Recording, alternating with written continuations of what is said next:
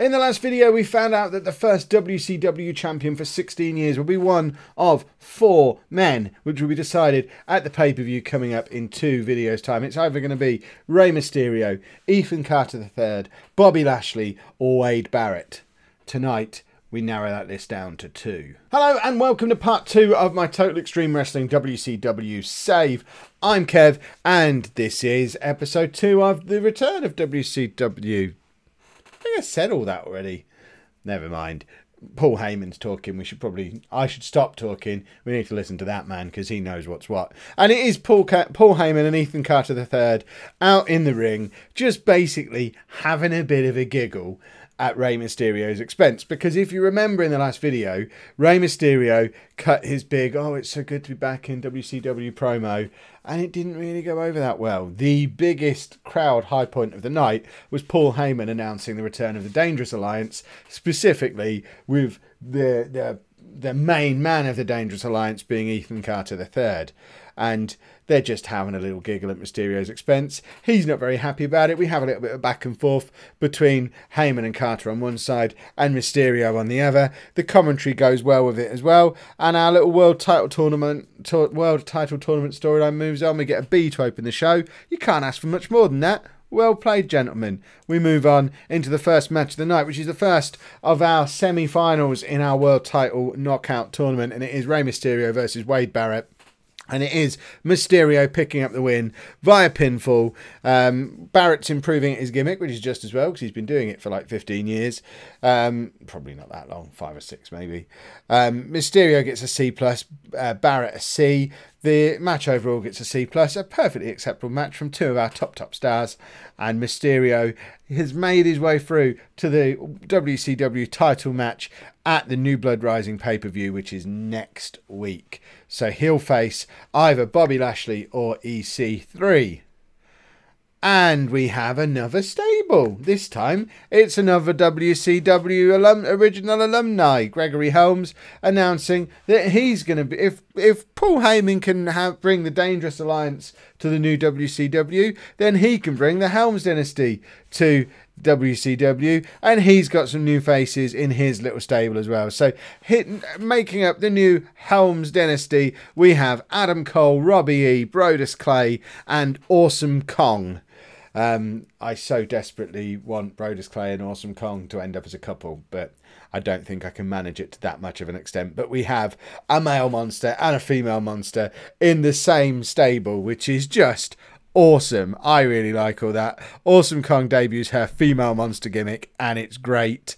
Brodus Clay not quite so over, but Robbie E has gone over well. Gregory Helms has gone over well. Overall, this stable is looking good. We only get a D on the rating because there's no major breakout star in there in the way we have Heyman and EC3 in the other faction, but at least we've got a group of 5 people who can now work together to try and all elevate themselves and maybe make Adam Cole the breakout star of the group. Who knows how it will all turn out? I do. I've written it like 3 months in advance. But that's beside the point.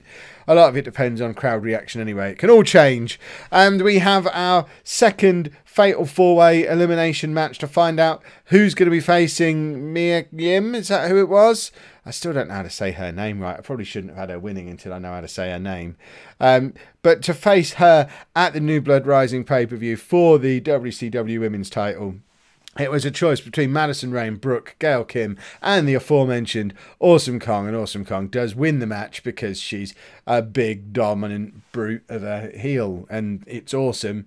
And she wins by pinfall on Brooke. We get a D for the match overall. And Gail Kim outshining everybody by a mile in ring because obviously she's Gail Kim. But unfortunately, she's broken something. So despite being the top performer in the match and identifying herself as someone we should probably give a little push to, she's picked up an injury. But at least our women's title storyline does get to move on. A simple maxillary fracture. I don't know what that is, but it sounds bad.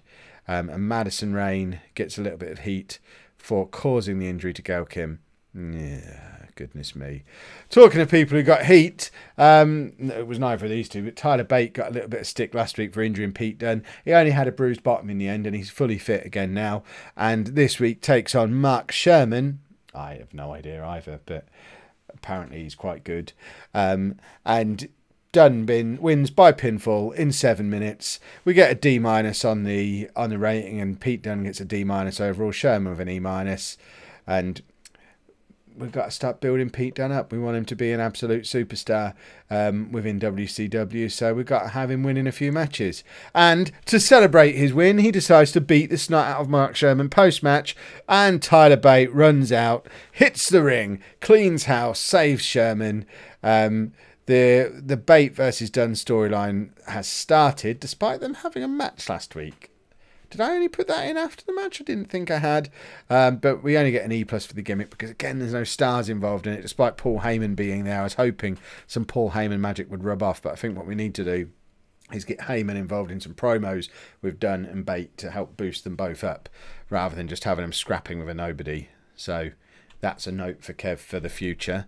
And now we have a singles match. Full disclosure, I planned out my whole women's title tournament thing and forgot that I'd signed AJ Lee because she turned up afterwards. So she's an afterthought. I wasn't going to change everything just for her. I only signed her because I was trying to sign her husband, but he's not interested. But we have her for now, and she's facing off against Madison Eagles, and wins in 10 minutes with a pinfall. We get a D+ on the segment. AJ getting a D+ for herself, and Madison Eagles with a D-. And AJ is debuting her crazy gimmick, and Paul Heyman again with good work at ringside. We're relying quite heavily on Paul Heyman at the moment, but you know, he's probably the biggest star we've got in the company. He just doesn't wrestle, which is a bit of a problem. We now move into Tyler Bate getting his match. We saw Pete Dunne earlier in the night. We've already met Tyler Bate once this evening. I guarantee we're going to get one of those "you overused Tyler Bate, Kev" messages. But you know what? He's English. He's awesome. We need to overuse him, so we need to build him up. We want to be able to get a title on him sooner rather than later. So he wins. He beats Doug Williams in 10 minutes. Doug Williams apparently can put anybody over. He didn't. I mean, it's only getting a D. Williams with a D. Bate with a D-. Tyler Bate off his game again. See, this is a bit of a problem. Having seen him be brilliant in the what was he in? The UK Championship tournament thing that WWE did, I was hoping he would translate as being awesome in this as well. It doesn't seem to be turning out that way. I might have to rethink the plan that I have for him if Doug Williams can't even drag a good match out of him. I mean, a D's not a disaster. We need him to start improving, and quick though. And we get into a tag team match, and we have the Briscoes against Shelton Benjamin and Charlie Haas, and it's Jay Briscoe picking up the pin. Shelton Benjamin predictably carrying the match, although to be fair, the Briscoes aren't far behind either. Haas a little bit over the hill at this point, but we had to drag him in to have him teaming up with Shelton Benjamin, because why on earth not? And it does push our tag team title storyline onwards, and we've now met the 4 tag teams that we've got at the moment. There is another one that we've got in the company, but one of them's injured at the moment, so we haven't been able to debut them yet. So we've got 4 tag teams as we move towards our pay-per-view, and we've got 2 wins on the books, which was the Briscoes have won tonight. Who won last week? In the last episode, it was the Young Bucks, wasn't it? So, although it wasn't really a tournament, I feel a Young Bucks versus Briscoe Brothers match coming on. Don't know about you lot. The match itself gets a C, which is better than the tag match last week. Read into that what you will. I mean, a lot of the credit for that has to go to Shelton Benjamin, who probably isn't going to be as involved in the... I mean, I kind of want him as a singles guy. What to do with Shelton Benjamin? And what to do about the tag titles? That's probably something you can let me know about down in the comments. What would you do with the tag titles and with Shelton Benjamin? Or do the two of them intertwine?